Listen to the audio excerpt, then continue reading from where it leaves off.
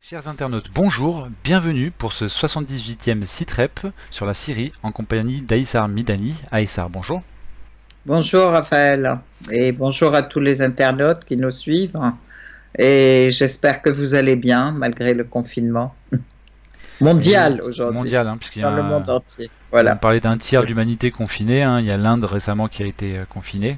On voit dans certains de ces pays-là, Bangladesh ou autres, que ils font respecter le confinement à coups de bâton.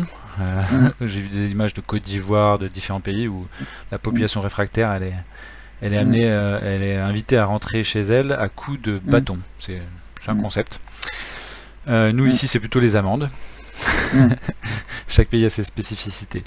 On va parler beaucoup plus de la Syrie maintenant, donc avec notamment pour ce Sitrep, ce 78e Sitrep, on va commencer par un point, comment dire, une overview en anglais, une sorte de bilan de ces 9 dernières années de guerre, 2011-2020. Est-ce que tu peux nous faire cette petite overview, comme on dit? Alors, en fait, tu as bien raison, Raph, parce que c'est au mois de mars 2011 que les choses ont commencé en Syrie. Et aujourd'hui, on est fin mars 2020, donc on termine la 9e année et on commence la 10e année de guerre contre la Syrie, cette guerre féroce, atroce, par proxy, par terroristes interposés qui ont été dépêchés de 160 pays différents. Donc pour détruire la Syrie, pour détruire la société syrienne, pour détruire l'histoire de la Syrie, tous les monuments, créer un schisme au sein de la société syrienne, un schisme à force de à coup de confessionnalisme et de crimes et de massacres de population, mais de confession après confession pour faire croire que c'est, tout en faisant croire que c'est l'État qui le fait. Je voudrais dire quand même, rappeler un peu quand même que la Syrie c'est un pays qui a 10 000 ans d'âge. La Syrie a été le pays où s'est trouvé le premier alphabet, créateur du premier alphabet, de la première note de musique, du premier code de civil, de la première constitution. Alors, vous savez, le code Hammurabi, c'est quand même pas il date d'années et de siècles entiers. C'est aussi la Syrie qui a appris au monde l'agriculture avec un message d'amour et de paix, toujours, ce qui est connu et que nous répétons à chaque fois, qui a été trouvé sur une petite tablette à Ugarit, c'est casse ton épée et suis-moi pour planter les grains au centre de la terre, car la Syrie est au centre le centre du monde. Donc, c'est un des berceaux du christianisme aussi, et j'en passe et des meilleurs. C'est voilà, vrai que exactement, c'est berceau un pays respectable. De toutes les religions monothéistes, c'est les 3 religions. Donc en fait, 10 000 ans d'âge, 600 civilisations qui se sont succédées. Donc aussi, vous savez que la Syrie contient de ce fait donc beaucoup de richesses historiques, de richesses de monuments, beaucoup de pièces archéologiques importantes et qui font effectivement sa supériorité, je peux dire, et sa spécificité par rapport à ceux qui veulent tout détruire et qui veulent la détruire. Et ils cherchent essentiellement aussi à effacer la mémoire. Et donc par la destruction, je rappelle aussi que malheureusement c'est exactement ce qui s'est passé dans la destruction de l'Irak, en fait, la destruction de Babel, la destruction des Seljoukides et le pillage du musée de Bagdad aussi, au moment de l'invasion des troupes américaines, il y a eu un pillage. On a beaucoup parlé du ministère du pétrole qui avait été tout de suite sécurisé par les troupes américaines, mais on a un peu moins parlé du fait que le musée de Bagdad avait été en bonne partie pillé au moment de l'arrivée des troupes américaines. Complètement. Et puis même, ils ont fouillé ils ont même extrait ce qui n'était pas extrait encore pour et tout ça, c'est parti alimenter le marché noir. C'est payé, alimenter le marché noir et les musées des pays atlantistes. Donc voilà, ça c'était donc un point des choses qui sont visées. C'était une guerre de destruction systématique et de massacre. Donc destruction de l'infrastructure systématiquement, l'industrie, l'infrastructure, les écoles, les hôpitaux, les sites et les monuments archéologiques, on en a parlé, les centrales de production électrique, les circuits de distribution d'eau, et avec la volonté, comme on a dit, de détruire le tissu social par un discours confessionnel systématique, etc. Guerre et mensonge. L'idée, c'était de somaliser en fait le pays. L'idée, c'est de détruire complètement et de le transformer en petites troupes qui s'entretuent entre elles, etc.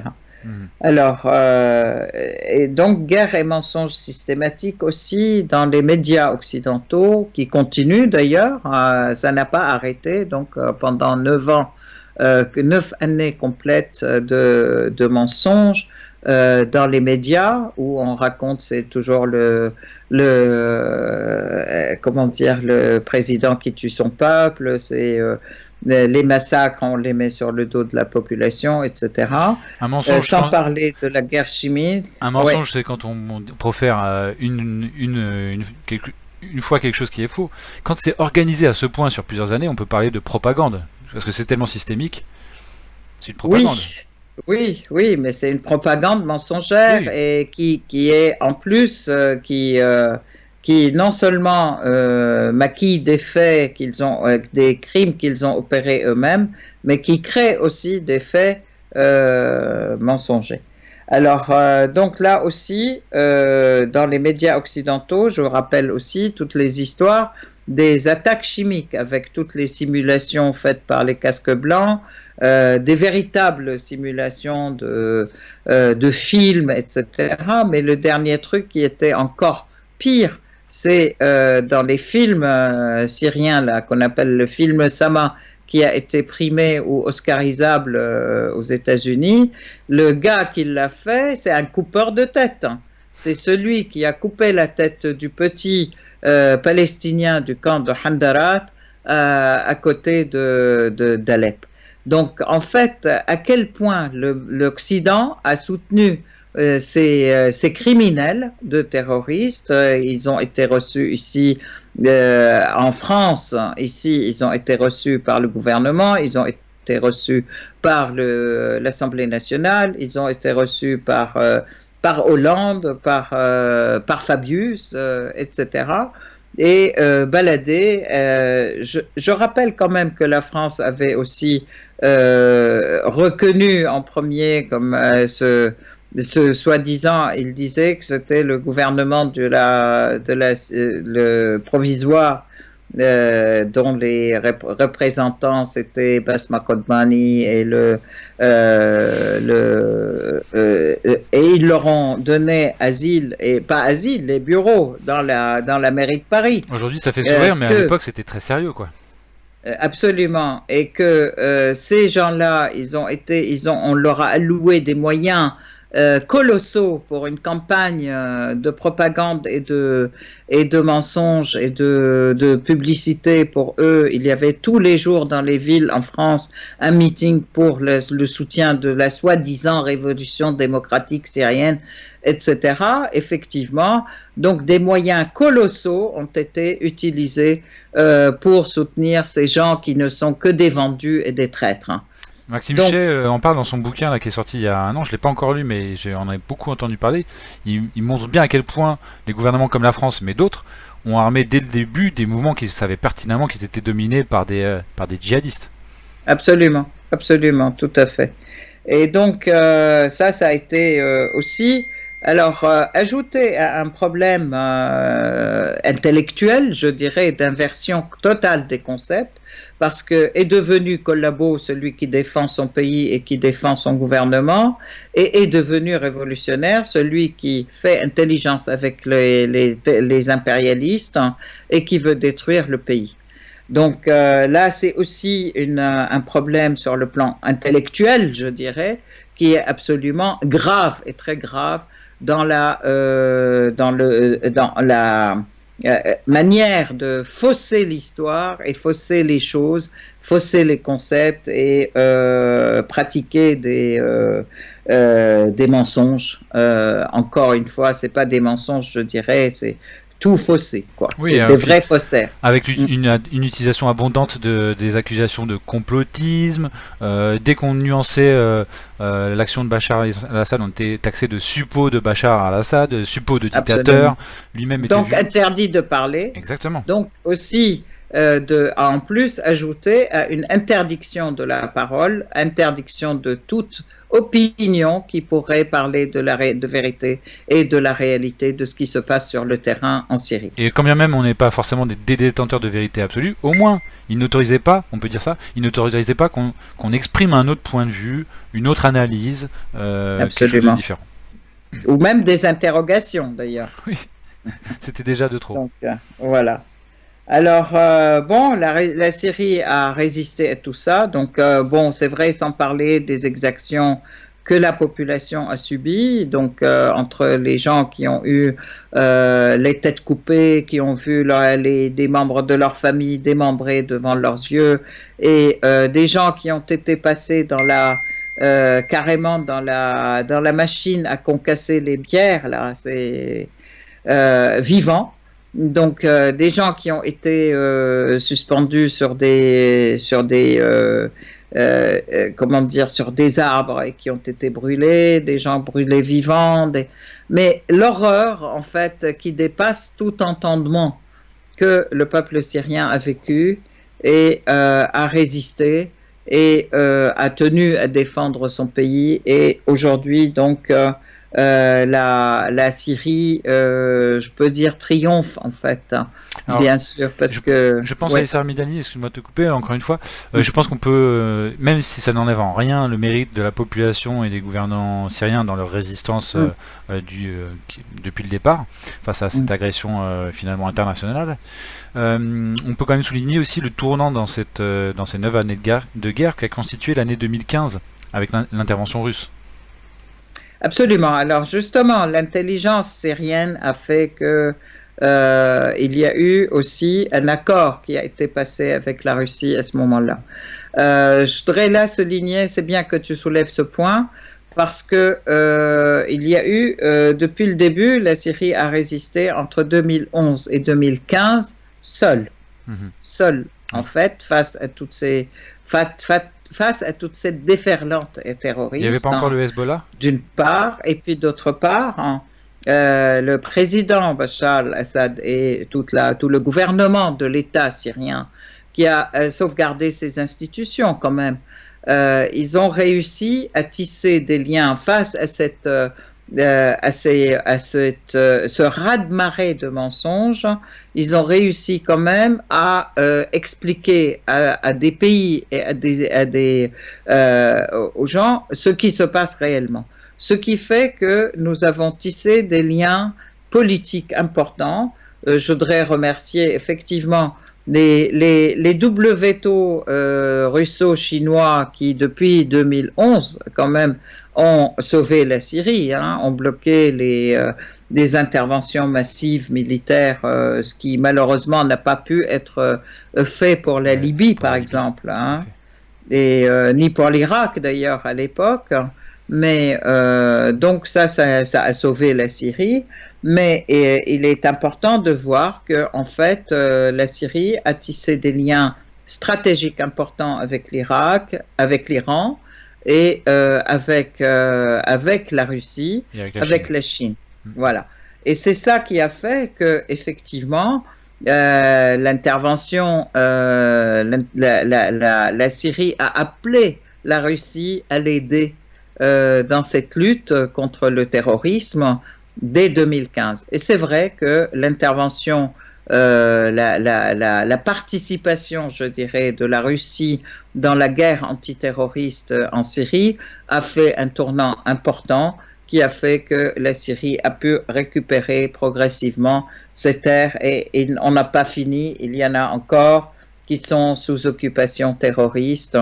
Donc c'est le cas de Idlib et c'est le cas aussi de la partie est de la Syrie, est-nord-est en fait, c'est Al Jazeera Souria qui est la partie nord-est, est de l'Euphrate en fait. Alors je précise quand même que donc même si je l'ai dit en filigrane, c'était quand même pour l'essentiel, ce sont les Syriens qui ont versé leur sang, même s'il y a aussi des combattants iraniens ou libanais.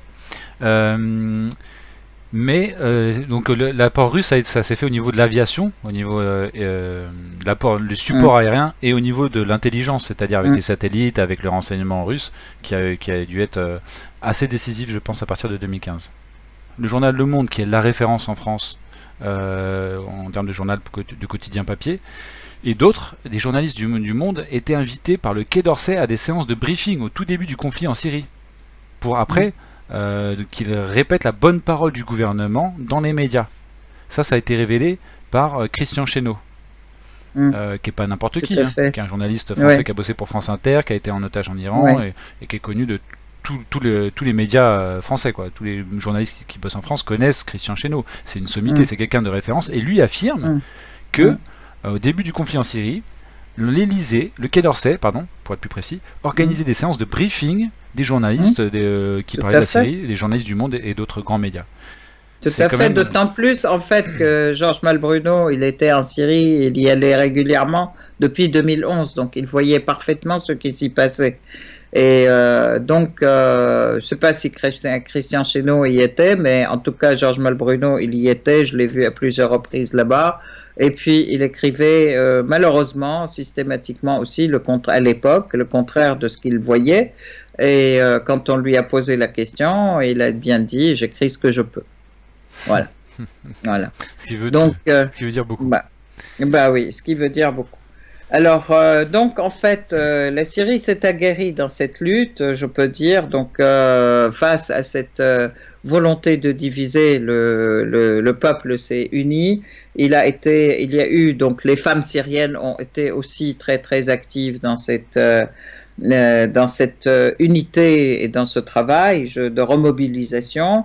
Il y a eu aussi un renforcement de l'axe de la résistance, en fait, qui est la Syrie, Hezbollah, au Liban, la résistance libanaise, mais aussi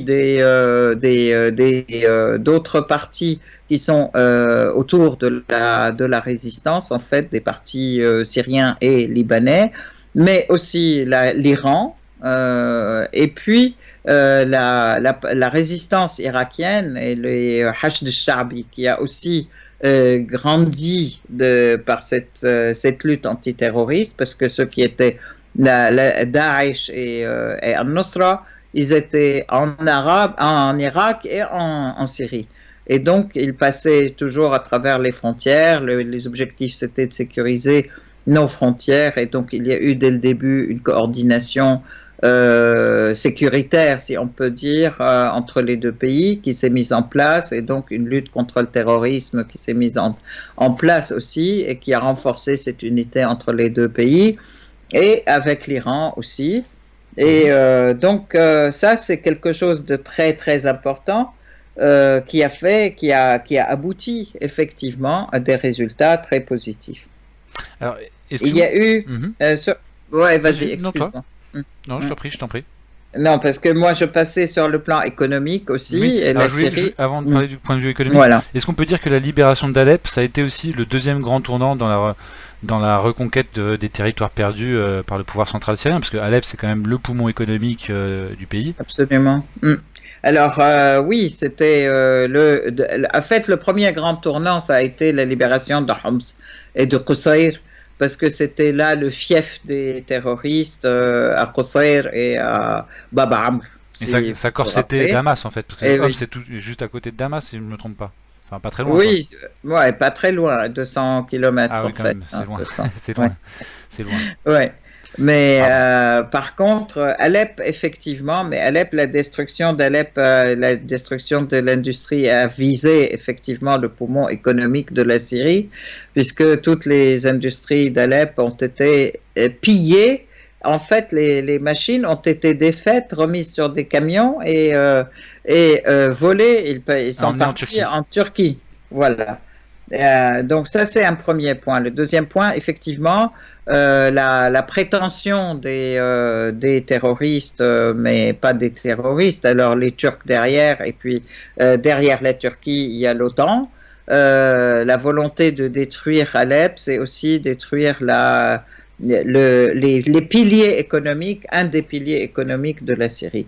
Je voudrais dire aussi qu'aujourd'hui aussi, Al Jazeera, Souria, c'est l'est de l'Euphrate, c'est aussi un pilier économique très important parce qu'il y a toutes les ressources de pétrole et de gaz, Mhm. mais aussi ce sont des terres très fertiles et donc les ressources agricoles, je peux dire, de blé, de coton, etc., qui sont dans cette région. Là aussi, c'est quelque chose de très important qu'il voulait que les envahisseurs ou ceux qui sont derrière les envahisseurs voulaient détruire pour détruire toutes les capacités économiques de la Syrie. Là, je tiens à dire quand même, à rappeler qu'en 2010, juste donc avant le début de ces troubles et de cette agression, la Syrie avait zéro centime de dette, hein, que la Syrie était un pays autosuffisant et tout le monde vivait bien. On a un pays qui est un État-providence en fait où l'enseignement est gratuit, la santé est gratuite, Le pain est subventionné, c'est le pain, le denrée de base. l'enseignement jusqu'à l'enseignement supérieur est gratuit, qu'il y a des denrées de base qui sont subventionnées, tu fais bien de le dire. Et effectivement, donc tout ceci, on n'avait pas le droit d'être comme ça dans un pays, alors que finalement l'Occident se débattait de crise en crise économique. Rappelons la crise de 2008, alors que dans ces années-là, la Syrie accusait un développement économique de 6 à 7% par an, Alors, alors que justement, à l'ombre des crises économiques de l'Occident. alors justement sur le développement économique de la Syrie, j'ai vu un reportage très intéressant qui avait été diffusé 1 ou 2 ans avant de la crise et qui s'appelle Bachar à visage découvert. Mm, Je conseille vraiment de le regarder, on le trouve assez facilement sur YouTube, mm, et qui montre que Bachar, quand il est arrivé au pouvoir, a essayé de faire 2 choses. L'ouverture démocratique. Bon, il n'a pas réussi à aller aussi loin qu'il voulait parce qu'il y avait des caciques dans le régime syrien qui étaient pas trop favorables à ça, pour faire mm, simple. Avec peut-être certains avec des mauvaises motivations, certains d'autres avec des intentions louables, parce qu'ils disaient s'il y a plus mm, d'ouverture, bah, il y a plus d'influence des pays étrangers. Après l'ouverture démocratique qu'il a essayé de faire avec, on va dire, quand même plutôt un échec qu'une réussite, il a fait aussi une ouverture économique parallèlement à ça, qui elle a beaucoup mieux marché. Il y a un gros développement, mm. tu parlais du chiffre 6 à 7% de croissance. Développement. Je voulais souligner quand même une Mm, chose, c'est que cette croissance, mais c'est pas spécifique à la Syrie, hein, elle a surtout profité aux centres urbains, aux populations mm, urbaines. Et que du coup, il y a eu un décalage et un déclassement du coup des populations rurales mm, qui se sont peut-être senties un petit peu, pas abandonnées, mais oui, qui se sont dit, mais nous on profite pas de ce boom économique en fait. Et peut-être que ceux qui ont voulu déstabiliser la Syrie se sont servis de ça après mm, derrière pour aller voir les populations un peu plus rurales et leur dire ouais, c'est pas cool. Donc mm. je pense que le boom économique n'a pas été vécu pareil à la campagne qu'en ville. Bon, c'est peut-être un peu un lieu commun que j'enfonce, mais je pense que c'est important. Oui, ça c'est une thèse qui a été développée aussi pour dire que effectivement il y avait les gens dans les ruraux qui n'étaient pas bien, ils avaient faim, etc. Non, Je je dis rappelle pas, je quand dis pas même. qu'ils avaient faim, hein. Je dis qu'ils Oui, ont peut-être pas d'accord. profité d'un Ils ont boom pas. économique aussi important qu'en ville. Voilà. Ok, mais en fait, je voudrais rappeler que tous ces gens, en fait, tout le monde en Syrie avait sa maison Mhm. et tout le monde mangeait à sa faim. Parce que non seulement il y a les denrées qui sont subventionnées, mais on a quand même des terres très fertiles et que les ruraux, ils travaillaient la terre, en fait. Et quel que soit le temps, c'est-à-dire qu'il y ait pluie ou sécheresse ou je sais pas quoi, de toute façon, l'État rachète toute la production des paysans et leur donne systématiquement le prix ou même un plus que le prix si la production est très, très maigre. Donc, en fait, ce qui leur permet de vivre. C'était ça, ça a été toujours comme ça au niveau de la Syrie. Donc, il n'y avait pas de besoin, mais ils ont été effectivement peut-être un terreau fertile pour tout un tas d'élucubrations. Mais moi, je voudrais quand même souligner que c'était pas malheureusement, pas les moins instruits qui ont marché avec l'impérialisme contre leur propre pays, puisque c'est cette élite, entre beaucoup de guillemets, qui était en France, aux États-Unis, etc., et qui se sont mobilisés contre la Syrie et pour casser la Syrie avec les impérialistes américains, avec la France, etc. Donc, c'est pas les gens qui sont le plus dans le besoin et encore moins les gens qui sont les plus analphabètes, dirais-je. D'accord. Alors, par rapport à l'ouverture des politiques qu'il a essayé de faire avant la crise, enfin avant la guerre, certains disent que la guerre lui a permis d'aller plus loin dans l'ouverture politique et démocratique en Syrie. Est-ce que tu es d'accord avec cette analyse? Est-ce que tu peux commenter? Écoute, bien sûr, de toute façon, quand on est obligé, c'est une condition de survie de pouvoir, alors qu'il y avait 160 pays qui, rappelons-le, dans le premier congrès ou dans la première réunion que la France a réuni, ce qui s'appelait Amis de la Syrie, réunion des Amis de la Syrie, il y avait 160 pays quand même qui étaient mobilisés contre la Syrie et qui étaient mobilisés contre l'État syrien et pour détruire cet État et pour mettre en place une petite équipe qui n'est qu'une clique de mercenaires, en fait, même s'ils ne étaient pas, c'est pas eux qui tiraient sur la population, mais ce sont des mercenaires politiques qui se sont avérés en partie les gens payés par l'Arabie Saoudite, en partie payés par Qatar, en partie manipulés par la France, en partie manipulés par les États-Unis, etc. C'était ces gens-là qui ont voulu détruire la Syrie et prendre le pouvoir en Syrie. Donc des compradors totaux et des gens qui sont à la solde des impérialistes, disons-le. Maintenant, on y voit très clair, et ceux qui ne acceptent pas cette analyse, je crois qu'ils n'ont pas vu encore ce que sont ces gens, puisque de toute façon, ils ont toujours voyagé dans les hôtels 5 étoiles, etc. Et ils étaient toujours en train de congrès en congrès, et ils touchaient très cher des grandes quantités de dollars par les Américains, les Français, etc. Pour revenir à ma question, pour la destruction de leur propre pays, oui.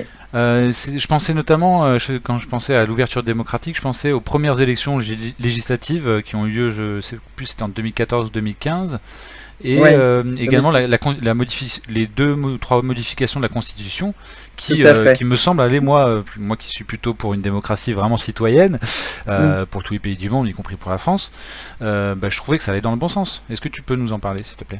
Tout à fait, parce que dès le début, en fait, au mois d'avril 2011, Bachar al-Assad a fait appel pour une grande réunion de débat national. Ces personnes ont été invitées, ils ont refusé de participer, même ces personnes qui sont à l'étranger, etc., qui sont en France, qui sont les pôles de cette soi-disant opposition, mais qui n'a rien d'une opposition, puisque l'opposition se fait dans un pays à représentation sous la constitutionnelle. Or, eux, ils ont toujours été dehors et ils sont pas. Bon, de toute façon, passons. Mais ils ont refusé d'y aller. Et puis après, il y a les exigences qui étaient demandées, toutes pratiquement ont été acceptées, c'est-à-dire la libération des prisonniers, des prisonniers politiques, le retrait de l'armée des villes, le changement de la Constitution, l'article 8 de la Constitution, sur lequel la réponse c'était l'article 8 de la Constitution est pratiquement la colonne vertébrale de la Constitution, puisque c'était le rôle du parti Baas. Ça ne se fait pas en 2 jours, mais une commission a été nommée pour étudier ça. Et je tiens à dire quand même que cette Constitution a été modifiée, elle a été votée en 2012, elle a été soumise à référendum en février 2012 et qui a été effectivement acceptée par ce référendum en 2012. Mais donc le travail a commencé tout de suite dans l'acceptation de l'ensemble, donc le droit de manifester, etc. Tout ça, ça a été accepté immédiatement, mais le mouvement n'a pas cessé et en fait, c'était pas un mouvement, c'était vraiment une agression extérieure. Oui, parce qu'on parle beaucoup des violences qu'il y a eu, notamment, je crois, à Damas, de certaines forces de sécurité envers les manifestants, mais on parle très très peu, sauf dans le documentaire Un œil sur la série qui a été diffusé, Un œil sur la planète, pardon, qui s'appelle Série Le Grand Aveuglement, où ils ont parlé effectivement des manifestants en province qui tiraient sur des forces de sécurité désarmées. Et ça, c'était au tout début du conflit. Et ça, les médias occidentaux n'en ont très très très peu parlé, mis à part Un œil sur la planète sur France 2. Je tiens à le signaler quand même pour leur faire la publicité qu'ils méritent. C'est pas de l'équipe de Patrick Boité. Oui, pour leur rendre hommage, ouais, effectivement. Alors, ça, c'est un point important. Alors, là, ce que je voudrais dire quand même, que pendant toute cette guerre aussi, les agressions israéliennes n'ont pas arrêté. Il y a eu plus de 200 bombardements, en fait, hein, ce qui montre quand même la connivence réelle d'Israël avec les terroristes. Hein. Les postes qui ont été visés systématiquement c'était les postes de défense des frontières syriennes, donc dans le Golan, etc. Donc vraiment, c'est l'ensemble des pays de l'OTAN avec l'Arabie Saoudite, le Qatar et Israël, en fait, dans la région. Donc, qui étaient mobilisés contre la Syrie. Bon, mais la Syrie a résisté et triomphe. Et aujourd'hui, la Syrie a libéré plus de 90% de son territoire. Il reste les 10%, effectivement, où les Turcs soutiennent les terroristes qui sont là et ils signent traité après traité, ils signent accord après accord, pas des traités, mais des accords, effectivement, les accords d'Astana et les accords de Sochi, où ils s'engagent effectivement à désarmer les terroristes, mais au contraire, à chaque fois, ils continuent à les armer, à les soutenir et à les pousser plus en avant. Donc, dernièrement, depuis le mois de janvier de cette année, ou je dirais depuis le mois de novembre, décembre 2019 et depuis le mois de janvier cette année, l'ensemble de la banlieue d'Alep a été libéré, donc en plus de la libération d'Alep, Alep qui avait eu lieu déjà il y a 3 ans, il y a voire même 4 ans, en 2016 quoi, c'était en décembre 2016. Et donc là, ça a complémenté, je dirais, la libération d'Alep parce que les terroristes qui se nichaient dans les banlieues lointaines d'Alep ouest, en fait, dans les banlieues ouest d'Alep, ils continuaient à tirer sur la population et à les arroser de missiles, de tirs de mortier, etc. Donc faisant systématiquement des morts et des blessés parmi la population civile. Que en plus la dernière offensive au mois de février et mars concernant donc Idlib, où l'armée syrienne a progressé, a libéré les autoroutes, l'autoroute M5, et il était question de libérer l'autoroute M4 avec l'accord conclu entre Poutine et Erdogan, que Erdogan ne respecte pas pour l'instant. On peut penser qu'il essaye de respecter parce que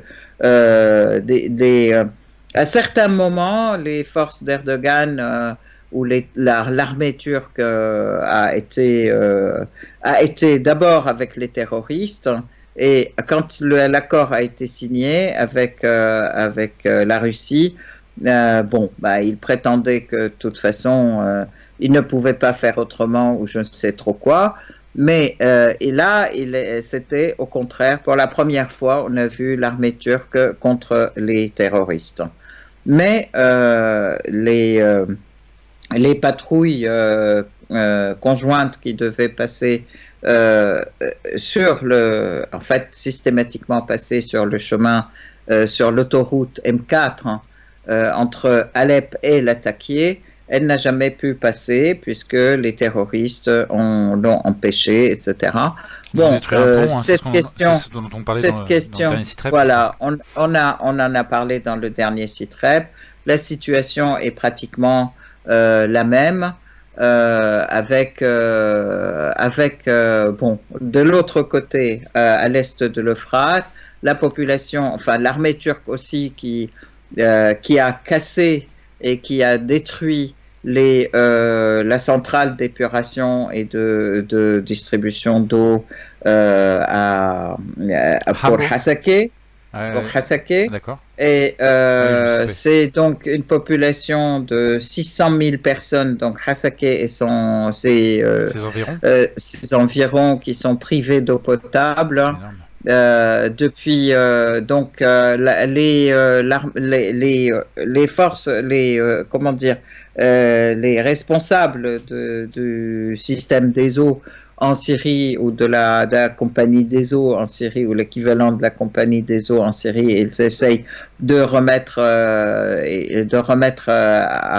flot, de remettre en service la centrale, et à chaque fois ils tirent sur les techniciens.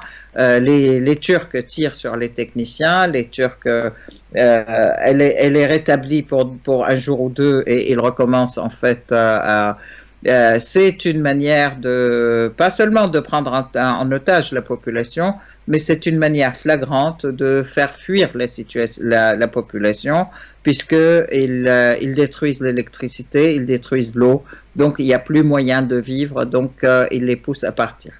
Et ça, tout en brandissant vis-à-vis des pays européens, le chantage aux réfugiés qui vont venir chez vous parce que si la Syrie libère ses terres, etc. Donc, chose d'ailleurs que l'Union européenne n'a pas du tout appréciée et l'ensemble des pays de l'Union européenne n'ont pas apprécié. Oui, Aïssar, donc tu parlais, juste avant que ça coupe, tu parlais de convois américains conspués par la population dans le nord-est de la Syrie. Oui. Tout à fait, donc vers la ville de Hasakeh, dans la ville de Hamo, en fait, du côté de Qamishli, pour la quatrième fois, la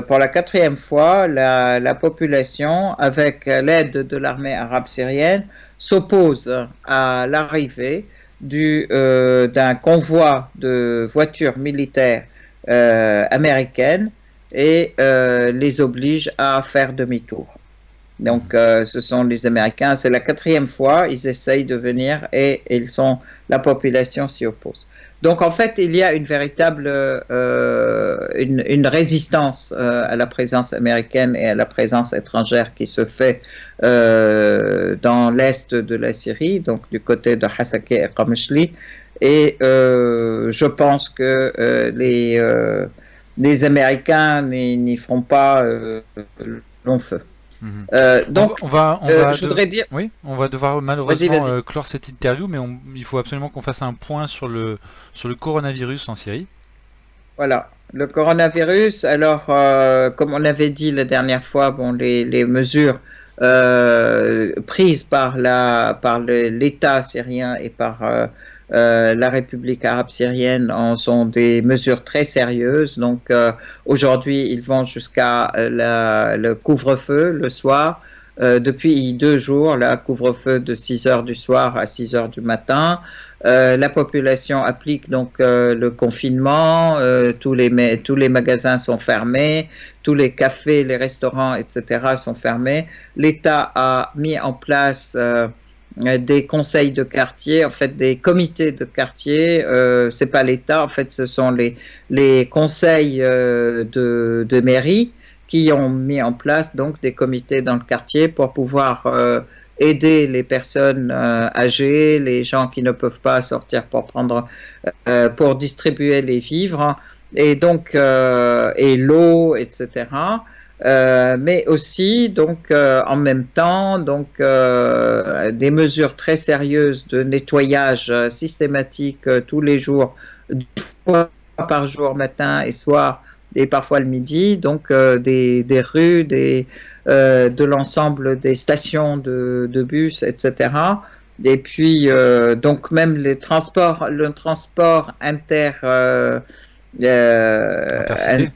intercité et interprovince a été arrêté.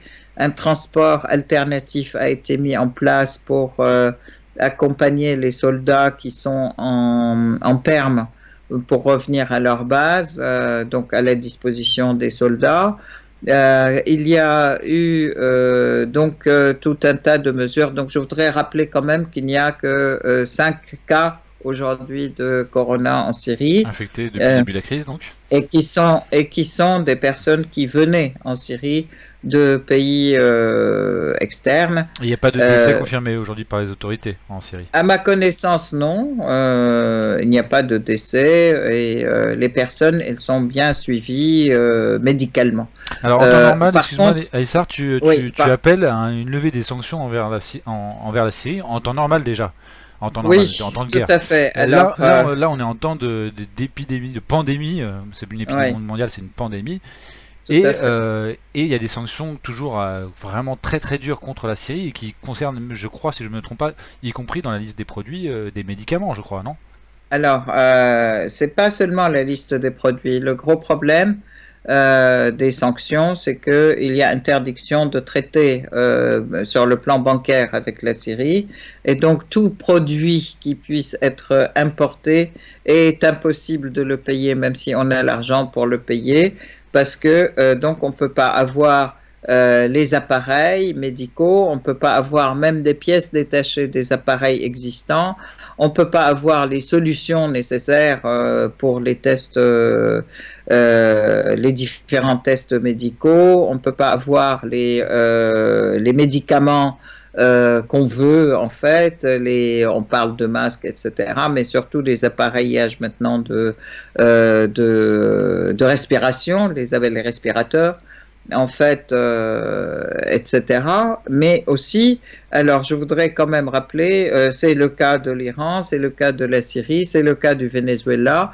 Alors j'aime bien quand ces pays occidentaux se gargarisent de défense des droits de l'homme.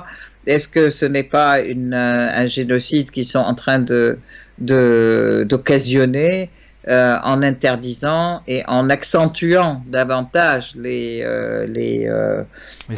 sanctions, enfin les sanctions, le blocus, parce qu'il n'y a pas de sanctions, elles sont unilatérales. Ça a été décidé par les États-Unis. Ce sont des blocus qui ne sont pas du tout votés par l'ONU, qui sont des décisions unilatérales par les Américains. Et normalement, même quand il y a des sanctions qui sont votées par l'ONU, normalement, tout ce qui est humanitaire est exclu. Mais là, et au contraire, on voit que dans cette période, justement, d'épidémie et de pandémie, les Américains sont en train d'accentuer les sanctions contre des personnalités, contre des firmes, contre des gens qui veulent effectivement travailler en Syrie ou aider la Syrie ou aider l'Iran. Mais c'est vrai aussi pour le Venezuela, c'est vrai pour le Yémen, c'est vrai. Donc ça me fait rire quand ils parlent de droits humanitaires et de droits humanitaires alors qu'ils sont en train de le violer. Ils sont en train de le violer tous les jours.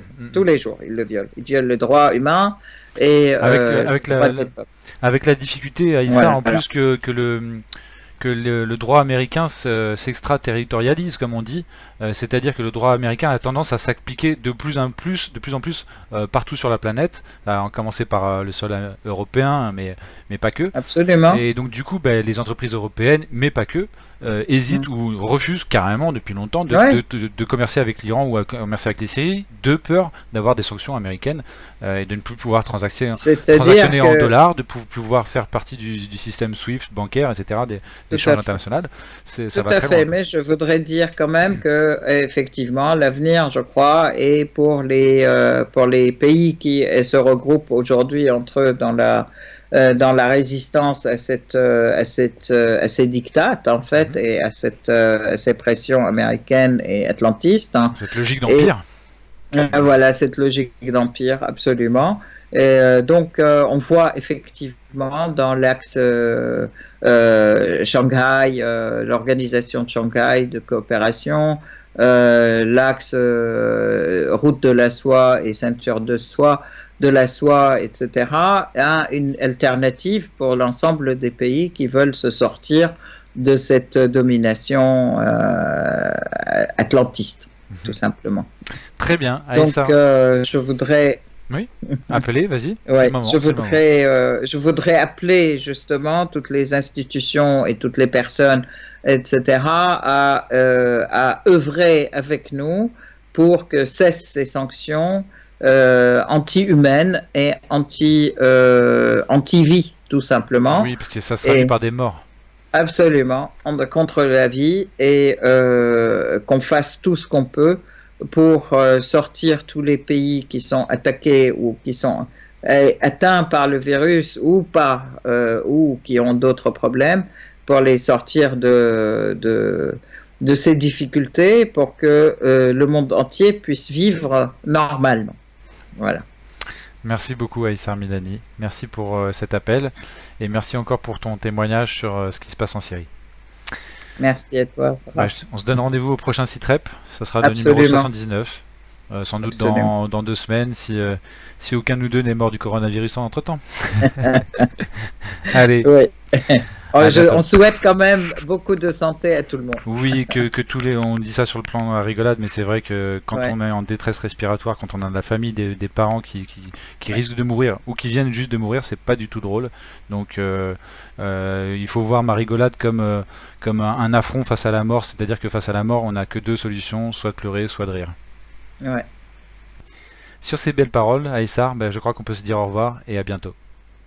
Au revoir et à bientôt et bonne santé à tout le monde.